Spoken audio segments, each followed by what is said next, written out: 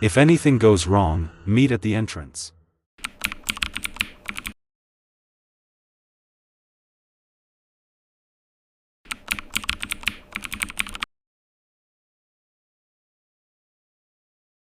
Everyone in town had heard of Hollow Ridge, a deserted mining town buried deep in the jagged folds of the mountains, a place where the wind seemed to whisper secrets it shouldn't, and shadows moved like living things. The stories never varied, miners disappearing one by one into the endless tunnels, their bodies never recovered, leaving only echoes and the faint, unsettling feeling of being watched. Some swore the ridge was cursed, a place where the mountain itself hungered for life. Others claimed something still lived in those caves, something patient, something that counted every visitor and never forgot a face. Children were warned never to wander near it, and even the bravest hunters kept to the lower trails, speaking of strange lights flickering in the night and faint voices that called their names, long after they had left. Hollow Ridge wasn't just abandoned, it had a presence, a reputation that clung to the town like fog and grew heavier with each whispered retelling. No one who went there ever returned quite the same, if they returned at all. Marcus, Leah, Devin, and Carla had heard it all before. That was part of the attraction. Isolation, adventure, and no Wi-Fi. Perfect weekend, Marcus said, grinning as he slung a backpack over his shoulder. They packed light, water, snacks, cameras, flashlights. Marcus, always the joker, tossed in a portable speaker. Even ghosts deserve a soundtrack. On the drive, the winding road twisted through dense pine forests. Mist rolled across the asphalt in patches, and the headlights cut through only a few feet ahead. Every so often, a broken fence post or abandoned barn appeared through the haze, and the friends joked about them, though a small unease prickled at their spines. At the mountain base, a tiny gas station crouched under layers of dust. The air smelled of gasoline and fried food, heavy enough to press on their lungs. Behind the counter, an old man with a crooked back and shadowed eyes squinted at their map. "You're heading to Hollow Ridge?" he rasped. "Best not. People who go there don't come back the same. Some don't come back at all. I've heard the whispers myself, out by the mines. They don't just call names. They count. And they always want the number even." Leah laughed nervously. "It's just abandoned cabins. Ghost stories." Marcus smirked. "Perfect. Hollow Ridge, ultimate Instagram adventure." The old man's eyes narrowed. "Mock it all you want, but listen to the whispers. And count yourselves, they always come in numbers." Carla rolled her eyes. "Numbers? Ghost attendants?" Devin grinned. "And they probably give participation trophies too." Leah snorted. "Gold star for not screaming?" Marcus laughed. "Detention if you piss off the spirits." The winding road swallowed them in mist as they began their trek up the mountain. Their footsteps crunched on gravel, then softened against moss and damp earth. Trees loomed high above, branches knitting together, dimming the afternoon light. Shadows pooled like ink between the trunks, stretching longer with every step. Occasionally, the forest seemed too quiet. No birds, no rustling critters, just their own footfalls echoing. Marcus tried to lighten the mood. "I'm telling you, these trees are just shy. Don't stare them down." Leah muttered, "I'm pretty sure the trees don't care, Marcus." Carla whispered, "Then why does it feel like they're watching?" The higher they climbed, the colder the air grew, biting their lungs. Hollow Ridge finally emerged at the summit, collapsing cabins leaning like drunk men, a rusted water tower scraping the sky, streets devoured by weeds. The silence pressed against their ears, and the air stank faintly of metal, drying their throats. They chose the largest cabin at the center of the settlement. Its door hung half-broken, hinges squealing as they pushed inside. Dust swirled in shafts of light, settling over warped floorboards and cobweb-choked rafters. They moved cautiously, testing rooms like children claiming territory. Unpacking sparked the first tension. "Marcus, you take 2 water bottles," Leah said, catching her breath. "No, I've got the camera bag." "Devin, you're lighter, take the water." "I'm fine," Devin grinned. "Unless you want me hydrated enough to scare ghosts with my terrible jokes." Carla laughed, spilling a bottle on the floor. "Great. Ghosts have their own indoor pool now." They explored slowly, lingering in corners, poking at old furniture, noting scratches and dents on walls. In one room, a broken mirror reflected too many shadows, or maybe too many people. Marcus joked nervously. "Look alive. Maybe the ghosts are critiquing our fashion sense." Leah muttered, "They don't need to. You already terrify me enough." That night, the cabin whispered and creaked. Carla froze mid-bite. "Guys, did you hear that?" "Hear what?" Marcus asked. "A voice, it said my name. Soft. Right outside." Leah groaned. "Probably an owl. Or a very polite squirrel." Devin smirked. "Hollow Ridge's welcome committee. Very polite. Very Canadian." They laughed, teasing her. Marcus leaned back. "Haunted or not, she's the first ghost magnet. Garlic wrap, anyone?" Carla forced a chuckle, but her skin prickled. The shadows seemed to lean closer, the air growing heavier. Outside, a branch tapped the window. Somewhere deep, faint whispers curled through the floorboards, brushing against their ankles like icy fingers. Sleep came uneasy, dreams laced with dark tunnels and reaching shadows, every creak amplified into monstrous movements. Morning brought false relief. Marcus stretched. "See? Nothing happened." Leah sipped water. "Maybe the old man was just lonely." Devin broke the tension, "So we didn't die.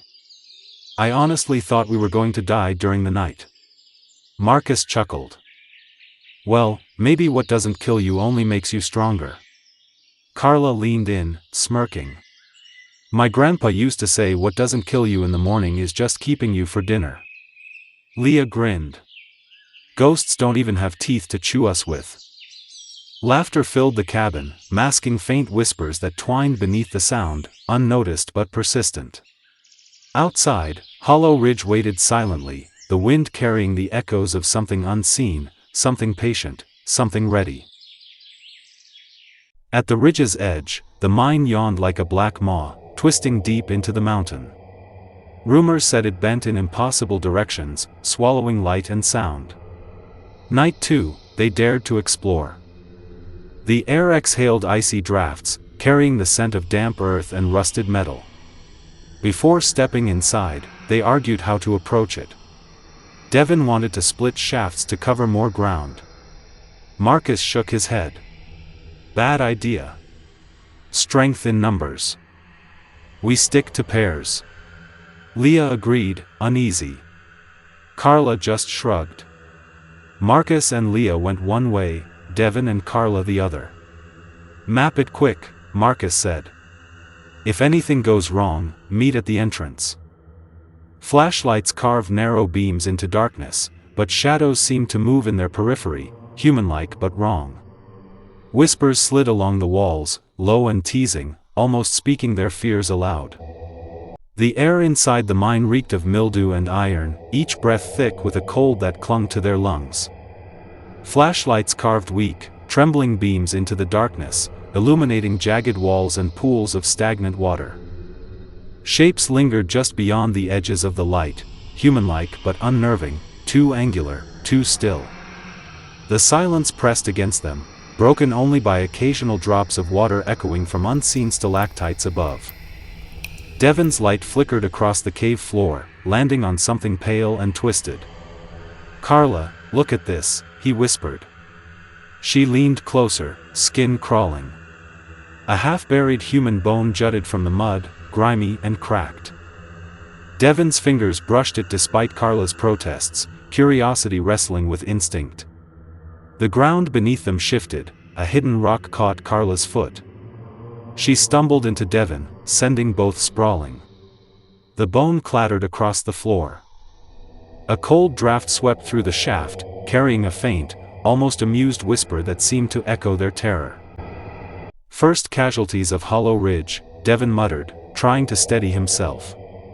The shadows behind them stretched unnaturally, twitching as if alive, reaching.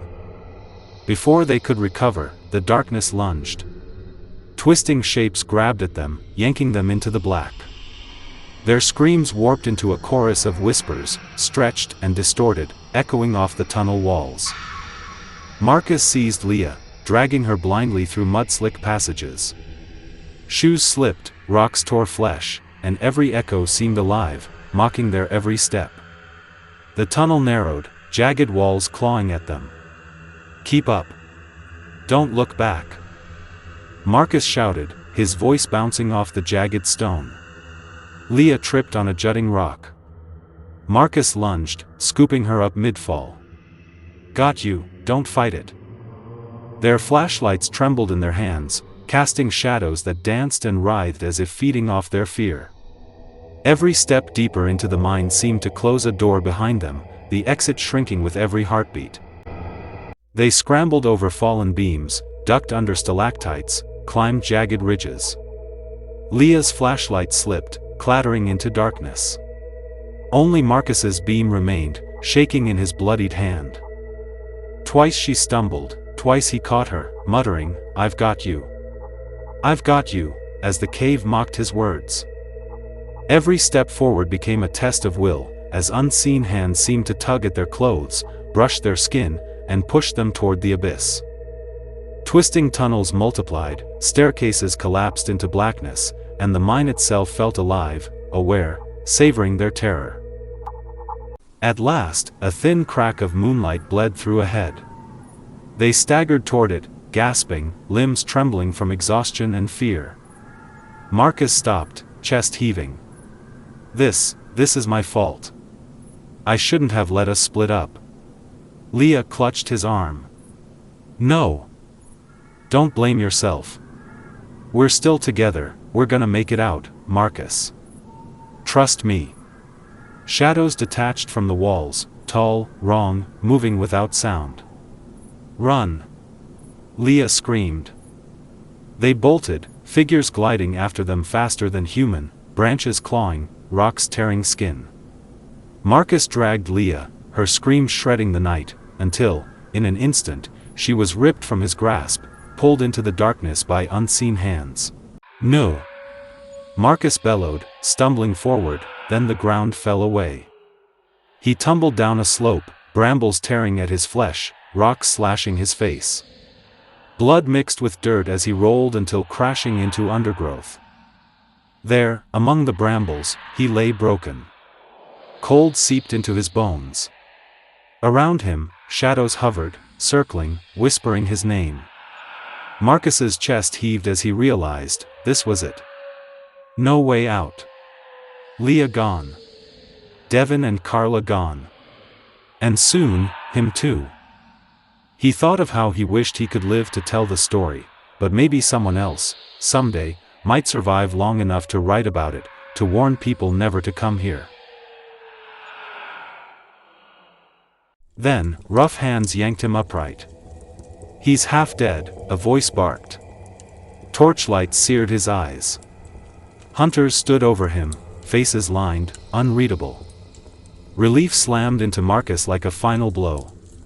He exhaled, and passed out. Hours later, he awoke, battered and frostbitten, firelight spitting sparks but giving no warmth.